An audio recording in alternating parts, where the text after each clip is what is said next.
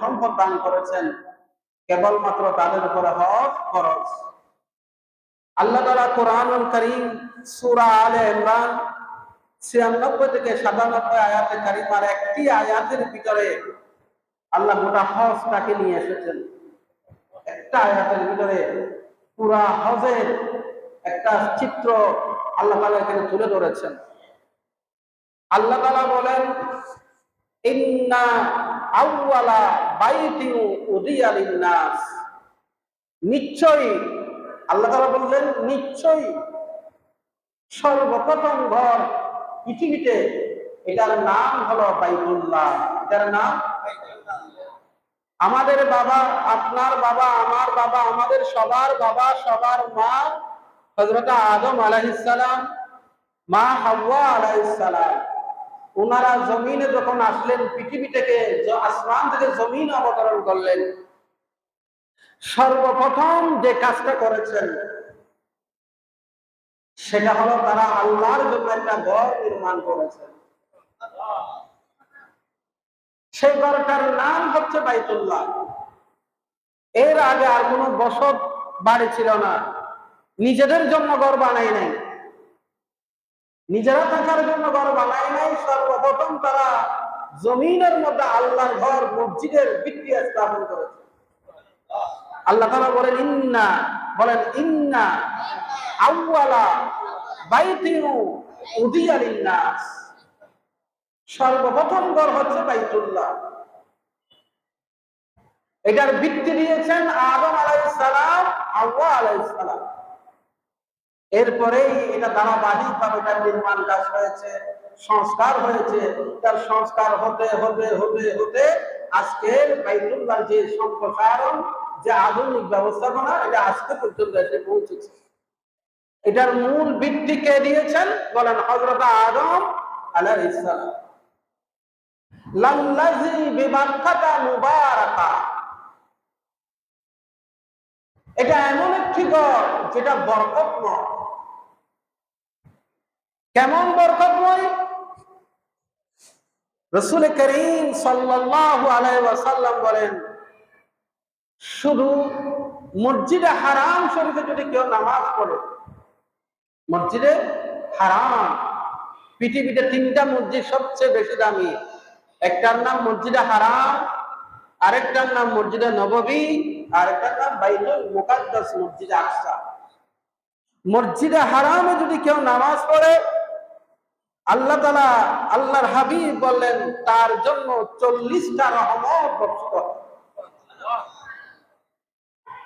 আল্লাহর ঘর কাবা, মসজিদে হারাম, বাইতুল্লাহ শরীফ কেমন বরকতময়!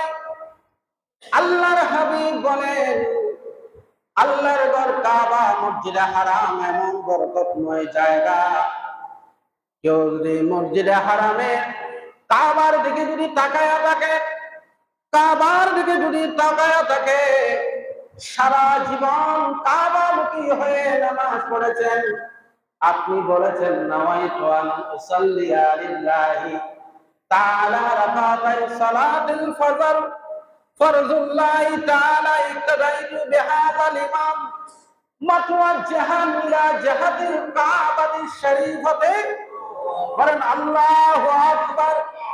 কাবাতিশ শরীফাতে, কাবাতিশ শরীফাতে, কাবার দিকে নামাজ পড়ছি, জীবনে কখনো কাবা শরীফ দেখেন নাই। কিন্তু আজকে আপনি হজে গেলেন, উমরাতে গেলেন, এখন আপনি আল্লাহর ঘর কাবার দিকে তাকিয়ে আছেন। এটা কেমন ফিলিংস, এটা কেমন অনুভূতি? যে ঘরটাকে সামনে রেখে না দেখে 60-70 বছরে নামাজ পড়েছেন, 50 বছরে নামাজ পড়েছেন, আজকে সরাসরি কাবার সামনে আপনি দাঁড়িয়ে আছেন, দেখা মাত্রই আপনার চোখ থেকে ঝরঝর করে পানি ঝরবে। আল্লাহর হাবিব বলেন ওই সময় বান্দার উপরে 20টা স্পেশাল রহমত নাযিল হতে থাকে। আল্লাহর হাবিব বলেন যখন তুমি কাবা দেখবা, সরাসরি বলবা বিসমিল্লাহি আল্লাহু আকবার, বিসমিল্লাহি আল্লাহু আকবার, বিসমিল্লাহি আল্লাহু আকবার। ওই সময় তোমার অন্তরে যে ফরিয়াদ, যে মুনাজাত আসে, সাথে সাথে তুমি কাবার দিকে তাকায়া করে ফেলো, তোমার দোয়া আল্লাহর দরবারে কবুল হয়ে যাবে। আল্লাহু আকবার বলে, আল্লাহু আকবার। তাহলে যারা নামাজ পড়ে তাদের জন্য 40টি বারাকা নাযিল হয়, যারা কাবার দিকে তাকিয়ে আছে তাদের জন্য 20টা রহমত বারাকা নাযিল হয়, আর যারা কাবার চতুর্পাশে মসজিদে হারাম যারা নামাজ পড়বে তাদের জন্য 60টা বারাকা নাযিল হয়। টোটাল হবে 120টা। কয়টা? 120টি বারাকা তার জন্য নাযিল হয়। লাল্লাযী বিবাক্কাতা মুবারাকা, এটা হলো বরকতময় মুবারকময় জায়গা। এটার চেয়ে বড় দামি, বড় বরকতময় জায়গা পৃথিবীতে আর কিছু। আল্লাহ আমাদেরকে কবুল করো, জোরে বলেন না আমিন বলেন। তাহলে লাল্লাযী বিবাক্কাতা মুবারাকা, বড় বরকতময় জায়গা। যারা গিয়েছেন তাদেরকে বলে বোঝানো যাবে, যারা এখনো যান নাই তাদেরকে বলে বোঝানো এটা কেমন ফিলিংস, এটা কেমন অনুভূতি, কেমন লাগবে আপনি যখন কাবার সামনে দাঁড়াবেন। এই অনুভূতি আমি আপনাকে ভাষা দিয়ে প্রকাশ করতে পারবো না, আপনি সরাসরি উপস্থিত হলে পরে আপনি বুঝতে পারবেন। এরপর আল্লাহ পাক বলেন ওয়া হুদাল লিল আলামিন, এটা হলো গোটা বিশ্বের মানুষের জন্য, এটা হলো হেদায়েতের প্রতীক। কাবা হলো হেদায়েতের প্রতীক গোটা বিশ্বের মানুষের জন্য। আল্লাহ হুদাল লিল আলামিন এই কথাটা কোরআনুল কারীমের 4 জায়গায় ব্যবহার করেছেন। বলেন তো কয় জায়গায়? হুদাল লিল আলামিন, এই আলামিন শব্দটা 4 জায়গায় ব্যবহার করেছেন। একটা হলো বলেছেন আলহামদুলিল্লাহি রাব্বিল আলামিন, এই আলামিন ব্যবহার করেছেন, অর্থাৎ আল্লাহ তাআলা গোটা বিশ্ব জগতের জন্য রব। শুধু পৃথিবীর জন্য, গোটা বিশ্ব জগতের যত বিশ্ব আছে সমস্ত সৃষ্টি জগতের রব, রব্বুল। আর আলামিন ব্যবহার করেছেন নবীর জায়গায়, নবীর শানে। ওয়া মা আরসালনাকা ইল্লা রাহমাতাল লিল আলামিন, বলেন ওয়া মা আরসালনাকা ইল্লা রাহমাতাল লিল, আর আমার নবী হচ্ছেন গোটা বিশ্বের জন্য, জগতের জন্য রহমত। আল্লাহ হচ্ছেন রব, নবী হচ্ছেন। আরেকটা জায়গায় আলামিন ব্যবহার করেছেন, এটা হলো ইন হুয়া ইল্লা যিকরুল লিল আলামিন। আর পবিত্র কোরআনুল কারীম হচ্ছে গোটা বিশ্ব জগতের জন্য সবচেয়ে বেশি পঠনকৃত কিতাব, যেটা সবচেয়ে বেশি পাঠ করা হয়। কোরআনের চেয়ে বেশি পাঠকৃত কিতাব আর কোন কিতাব নেই। কোরআনের তেলাওয়াত বন্ধ নাই। 4 নাম্বার ব্যবহার করেছেন আল্লাহ তাআলা, 4টা জায়গায় ব্যবহার করেছেন। একটা আল্লাহর জন্য, একটা নবীর জন্য, আরেকটা কোরআনের জন্য, আরেকটা ব্যবহার করেছেন কাবা শরীফের জন্য। হুদা ওয়া মা ইন্না আউওয়ালা বাইতি উদিয়া লিন-নাস লাল্লাযী বিবাক্কাতা মুবারাকাও ওয়া হুদাল লিল আলামিন।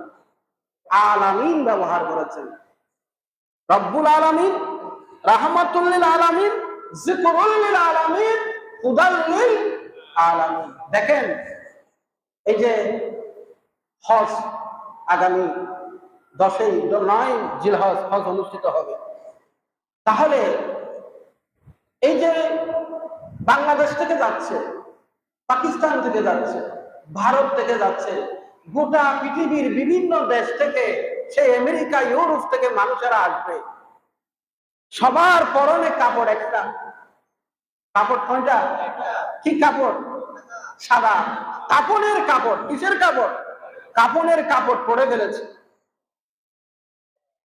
রাজা হোক, প্রজা হোক, ধনী হোক, গরিব হোক, সে যেই আকৃতির, লম্বা হোক, বেটে হোক, সবার পরনে একটা কাপড়। আর সবার মুখে একটি স্লোগান, একটি কথা, একটি আওয়াজ, একটি শব্দ। বলেন লাব্বাইক, লাব্বাইক, বলেন লাব্বাইক, আল্লাহুম্মা লাব্বাইক, লাব্বাইক লা শারীকা লাকা লাব্বাইক ইন্নাল হামদা, বলেন ইন্নাল হামদা, বলেন না সবাই, ইন্নাল হামদা ওয়ান নি'মাতা লাকা ওয়াল মুলক লা শারীকা লাক। সবার জবানে একটি শব্দ, একটি আওয়াজ, একটি স্লোগান, আল্লাহ লাব্বাইক লাব্বাইক। আল্লাহ আমরা তোমার দরবারে হাজির হয়েছি। তুমি আমাদেরকে ডাক দিয়েছ। ইব্রাহিম আলাইহিস সালাম আমাদেরকে হজের জন্য ডাক দিয়েছে। আল্লাহ আমরা বাংলাদেশ থেকে এসেছি, আমি পাকিস্তান থেকে এসেছি, আমি ভারত থেকে এসেছি, আমি আমেরিকা ইউরোপ থেকে এসেছি। তোমার ঘর কাবার চতুর্পাশে তাওয়াফ করছি। সবার জবানে একটি আওয়াজ, একটি স্লোগান, সবার পরনে একটা কাপড়, কোনো বৈষম্য নাই। সবাই বলছে আল্লাহ আমরা হাজির। তুমি ছাড়া আর কোনো ইলাহ নাই, তোমার সাথে কোনো পার্টনার নাই। গোটা বিশ্ব ব্রহ্মাণ্ড, বিশ্ব সাম্রাজ্যের মালিক একমাত্র তুমি আল্লাহ।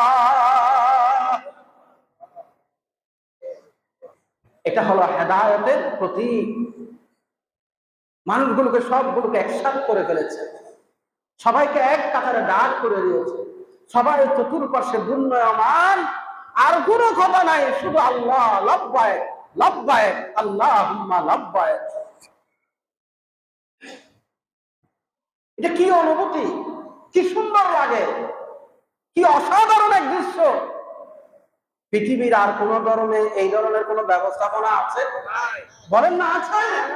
একমাত্র আপনি আমার ধর্ম শ্রেষ্ঠ ধর্ম, সর্বশ্রেষ্ঠ ধর্ম ইসলামের মধ্যে আল্লাহ সুন্দর ব্যবস্থাপনা রেখেছে। হুদাল লিল আলামিন।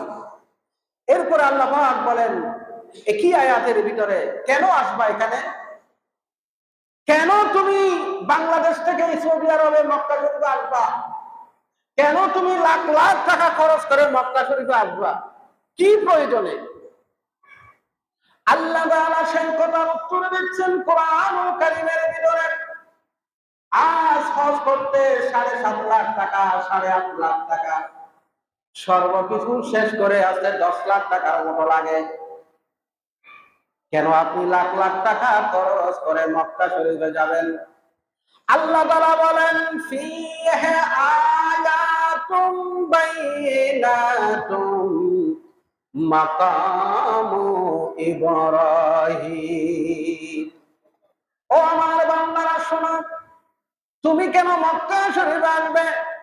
মক্কা শরীফে আমি আল্লাহর অনেকগুলো কুদরতি নিদর্শন আছে, যেটা তোমার বাংলাদেশে নাই, ভারতে নাই, পাকিস্তানে নাই, পৃথিবীর আর কোন দেশে নাই।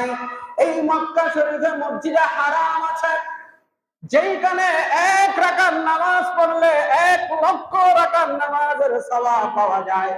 এখানে বাইতুল্লাহ কাবা শরীফ আছে, যেদিকে তাকায়া দোয়া করলে দোয়া কবুল হয়ে যায়।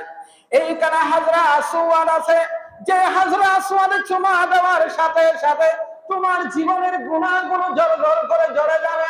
এখানে আরাফাতের ময়দান আছে, এখানে মিনা মুজদালিফা আছে, এখানে হাজরে আসওয়াদ আছে, এখানে মাকামে ইব্রাহিম আছে, এখানে মিনা আছে, এখানে মুজদালিফা আছে, এখানে আমি আল্লাহর অসংখ্য কুদরতি নিদর্শন আছে।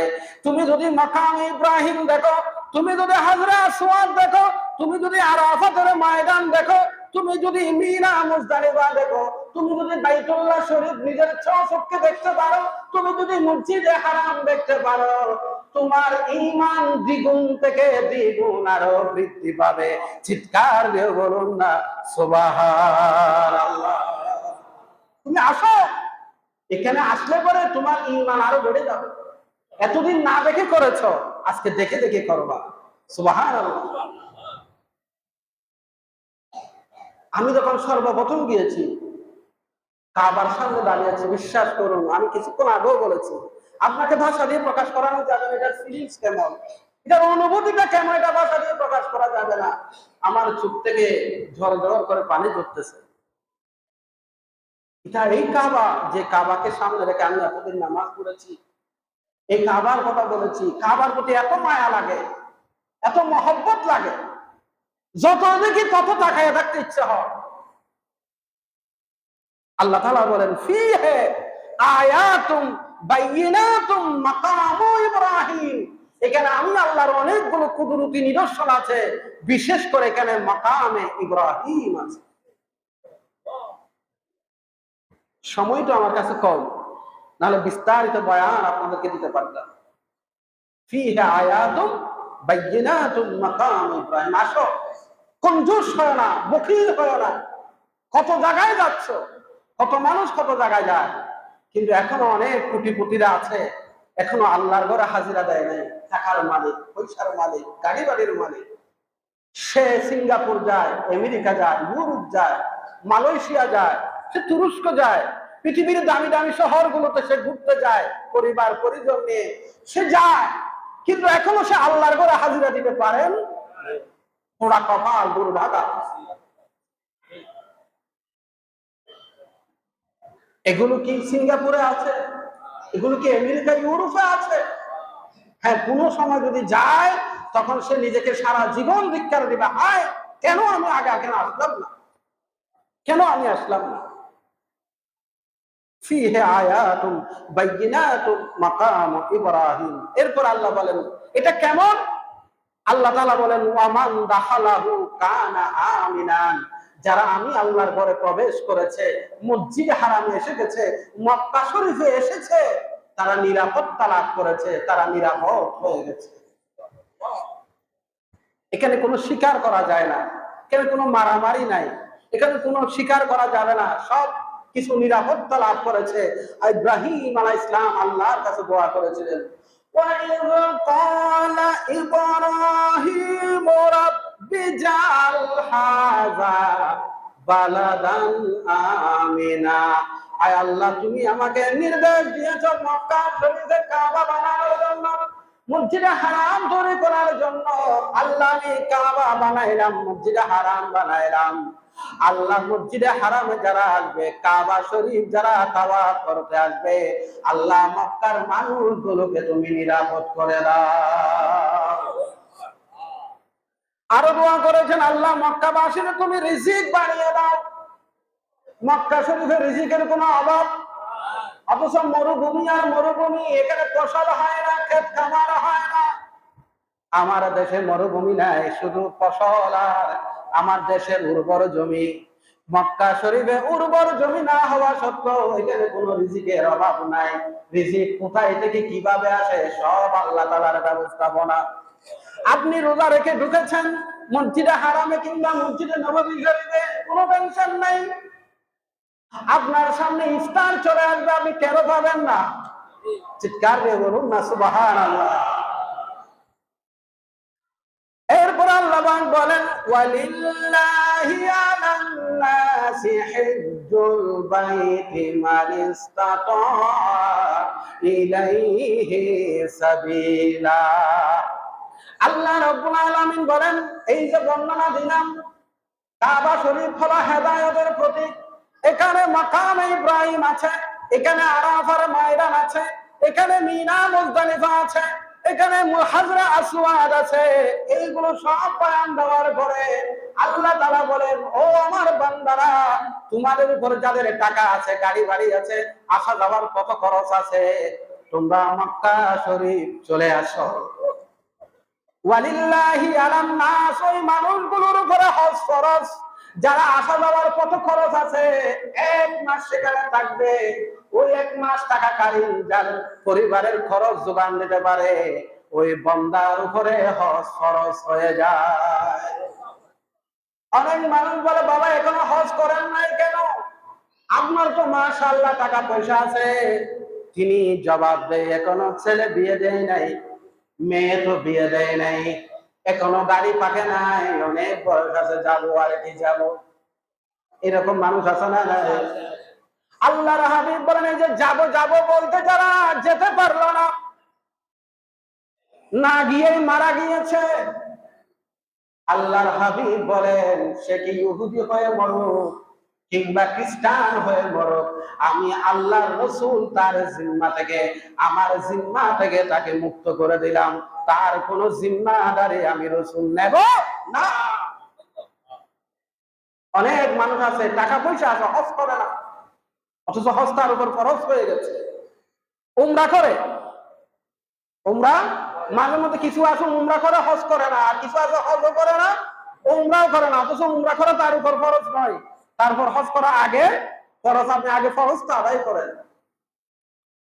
নামাজ পড়া যেমন ফরজ, যাকাত দেওয়া যেমন ফরজ, রোজা রাখা যেমন ফরজ, টাকা পয়সা হলে পরে হজ করাটাও ফরজ। হজ যদি না করে কোনো মানুষ মারা যায়, নবীজি বললেন সে ইহুদি হয়ে মরুক কিংবা খ্রিস্টান হয়ে মরুক, আমি রাসূল তার কোনো জিম্মাদারি নেব। আল্লাহর হাবিব বলেন যার উপরে হজ ফরজ হয়েছে, হজের উদ্দেশ্যে রওনা হয়ে গেছে, হজ করে যখন সে দেশে ফিরে ওই বান্দাগুলো এমন মাসুম হয়ে যায়, এমন নিষ্পাপ হয়ে যায়, সে দুনিয়াতে যখন তার মায়ের পেট থেকে বের হয়েছিল ছোট্ট শিশু, তার কোনো যেমন কোনো গুনাহ ছিল না, সে মাসুম ছিল। হজ করার পরে হাজী মানুষটা ওই নিষ্পাপ শিশুর মতো মাসুম হয়ে যায়। আল্লাহু আকবার বলেন, আল্লাহু আকবার। আল্লাহর হাবিব বলেন আল হজ্জুল মাবরুর লাইসা লাহু জাযাউন ইল্লাল জান্নাহ, যে হজ করেছে তার জন্য এমন পুরস্কারের ব্যবস্থা আছে, তার জন্য জান্নাত, তার জন্য জান্নাত, তার জন্য জান্নাত, জান্নাত ছাড়া তার জন্য আর কোনো বড় পুরস্কার নাই। লাইসা লাহু জাযাউন, তার জন্য এমন একটা পুরস্কার, সেটা হলো জান্নাত। সেটার নাম কি?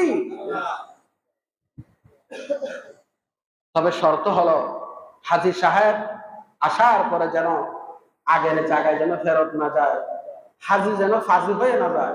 কিছু হাজী আছে আসার পরে কি হয়ে যায়, ফাজি হয়ে যায়। ওই রকম হওয়া যাবে না। হাজী যেন হাজী সাহেব, আয় হায় হায় আল্লাহ তাআলা আমাকে কাবা শরীফ যাওয়ার সুযোগ করে দিয়েছেন, মদিনাতুল মুনাওয়ারা যাওয়ার সুযোগ করে দিয়েছেন, আপনি সারা জীবন সেটার শুকরিয়া আদায় করবেন। আল্লাহ তোমার দরবারে শুকরিয়া আদায় করেছি। আর দোয়া করবেন আল্লাহ আরেকবার নিয়ে যাও না, আরেকবার নিয়ে যাও না, আরেকবার নিয়ে যাও না। চিৎকার দিয়ে বলুন না সুবহানাল্লাহ। এই হলো মক্কাতুল মুকাররমা। মক্কাতুল মুকাররমা, এটা সম্পর্কে বললাম সংক্ষিপ্ত ভাবে। এবার আসুন, আমি চাইছিলাম মদিনাতুল মুনাওয়ারা নিয়ে আগামী জুমা বলবো, কিন্তু আগামী জুমা আমাকে কুরবানি সংক্রান্ত আলোচনা করতে হবে, সময় আমার কাছে। আসুন মদিনাতুল মুনাওয়ারা নিয়ে একটু আলোচনা করি। মদিনাতুল মুনাওয়ারা, আমার আল্লাহ বলেন, কি বলেন? ওয়ালাউ আন্নাহুম ইয যালামু আনফুসাহুম জাউকা ফাস্তাগফিরুল্লাহা ওয়াস্তাগফারা লাহুমুর রাসূল লাওয়াজাদুল্লাহা তাওয়াবার রহিমা। চিৎকার দিয়ে বলুন না সুবহানাল্লাহ। আল্লাহ রাব্বুল আলামিন এবার বলেন, ও হাজী সাহেব যারা হজ করেছো, ওয়ালাউ আন্নাহুম ইযলামু আনফুসাহুম জাউকা, তোমরা এবার রাহমাতুল লিল আলামিন দরবারে চলে যাও, মদিনাতুল মুনাওয়ারা চলে যাও। মদিনাতুল মুনাওয়ারা রাহমাতুল লিল আলামিনের দরবারে গিয়ে আমার কাছে তওবা করো। আর যখন তুমি তওবা করবে, রাসূল যদি তোমার পক্ষে সুপারিশ করে, আমি আল্লাহ তোমার জীবনের গুনাহগুলো মাফ করে দেব। আল্লাহু আকবার বলবেন না? আল্লাহু আকবার। তুমি যদি রাসূলের দরবারে চলে যাও, আল্লাহ রাসূলের দরবারে গিয়ে হাত তুলো, নবী যদি তোমার পক্ষে সুপারিশ করে, আমি আল্লাহ তোমার গুনাহ মাফ করে দেব। রব্বুল আলামিন বলতে পারতো না কাবা শরীফে হাত তুলো? এখানে তো হাত তুলছেন, দোয়া দরখাস্ত যা যা করার করেছেন, এখন কবুল হওয়ার জায়গা হচ্ছে রাহমাতুল লিল আলামিনের দরবার। রাহমাতুল লিল আলামিন যদি তোমার পক্ষে ফাস্তাগফিরুল্লাহ ওয়াস্তাগফারা লাহুমুর রাসূল, রাসূল যদি তোমার পক্ষে ইস্তেগফার করে, আমি আল্লাহকে তুমি তওবা কবুলকারী হিসেবে পাবে। সুবহানাল্লাহ বলেন না সুবহানাল্লাহ। আহারে মদিনাতুল মুনাওয়ারা, কি বয়ান আপনাদেরকে দেব এই মদিনা সম্পর্কে। মদিনাতুল মুনাওয়ারার মতো সর্বোত্তম জায়গা যারা একবার গিয়েছেন আল্লাহ তাদেরকে বারবার যাওয়ার তৌফিক দান করুন। তো হাজরিন, আল্লাহর হাবিব বলেন, নবীজি দোয়া করতেছেন মদিনা নিয়ে, আল্লাহুম্মা হাব্বিব ইলাইনাল মাদিনাতা কাহুব্বিনা মাক্কাতা ওয়া আশাদ্দা। আল্লাহর কাছে দোয়া করেছেন, আল্লাহ মদিনা নিয়ে আল্লাহর রাসূল দোয়া করেছেন, আল্লাহ মদিনার প্রতি মহব্বত আমাকে দান করো, মদিনার প্রতি ভালোবাসা বাড়ায়া দাও। কাহুব্বিনা মাক্কাতা, যেভাবে তুমি আমার অন্তরে মক্কার প্রতি ভালোবাসা দিয়েছিলা। নবীজি যখন মক্কা শরীফ থেকে মদিনা শরীফে হিজরত করতেছেন, বারবার পিছনে ফিরে ফিরে তাকাচ্ছেন। একবার পিছনে মক্কার দিকে তাকায়, আরেকবার মদিনা শরীফের দিকে তাকায়। আল্লাহর হাবিব আল্লাহর কাছে দোয়া করলেন, আল্লাহ আমি মক্কাকে ভালোবাসি, মক্কার মানুষ যদি আমাকে বহিষ্কার করে না দিত, তারা যদি আমার উপর নির্যাতন না করতো, আমাকে যদি তারা বের করে না দিত, আমি মক্কা শরীফ ছেড়ে কখনো মদিনা শরীফ যেতাম না। আল্লাহ যেহেতু আমি সব কিছু ছেড়ে মদিনা শরীফে চলে যাচ্ছি, মদিনাতুল মুনাওয়ারায় চলে যাচ্ছি, আল্লাহ মক্কার চেয়েও বেশি ভালোবাসা আমার অন্তরে মদিনা শরীফের প্রতি দান করে দাও। কাহুব্বিনা মাক্কাতা আও আশাদ্দা, মক্কার চেয়েও বেশি ভালোবাসা মদিনার প্রতি করে দাও। এই হাদিসটা বুখারীর হাদিস। কাহুব্বিনা মাক্কাতা আও আশাদ্দা। আল্লাহুম্মা বারিক লানা ফি সায়না ওয়া মুদ্দিনা।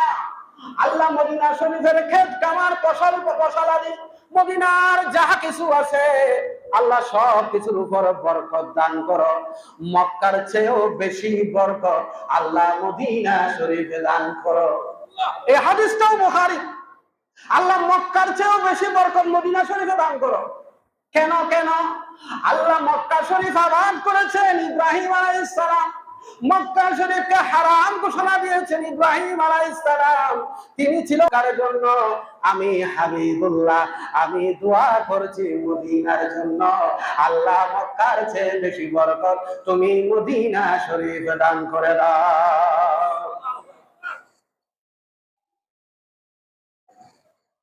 আল্লাহুম্মা সাল্লি আলা সাইয়্যিদিনা মাওলানা ওয়া আলা আলি সাইয়্যিদিনা।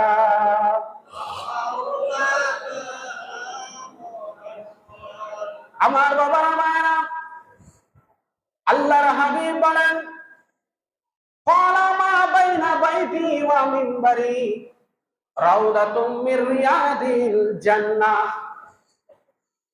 মক্কা শরীফে আছে জমজমের পানি, মদিনা শরীফে আছে হাউজে কাউসারের পানি।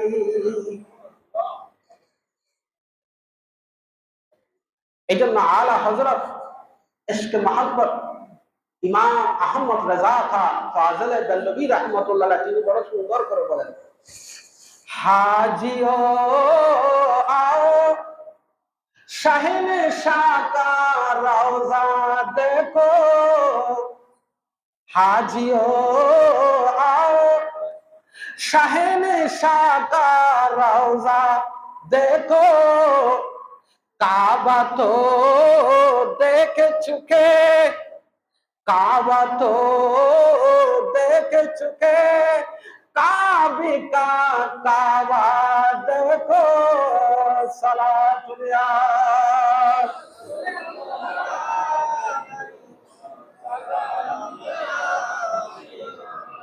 आला हजरत ইমাম মুহাম্মদ রাজা খান নাত রাসূল লিখেছেন, ও হাজী সাহাবানরা, তোমরা মক্কা শরীফ গিয়েছো, হাজরা আসওয়াদে চুমা দিয়েছো, মিনা মুজদালিফা গিয়েছো, আরাফার ময়দানে গিয়েছো,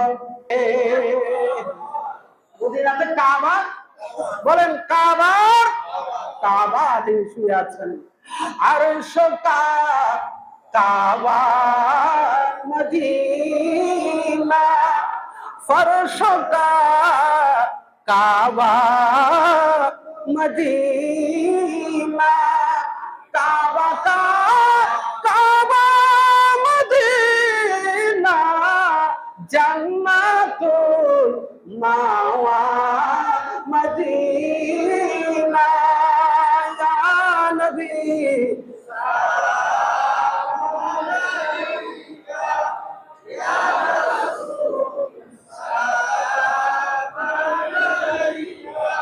या हबीब सलाम अलैका सालावात।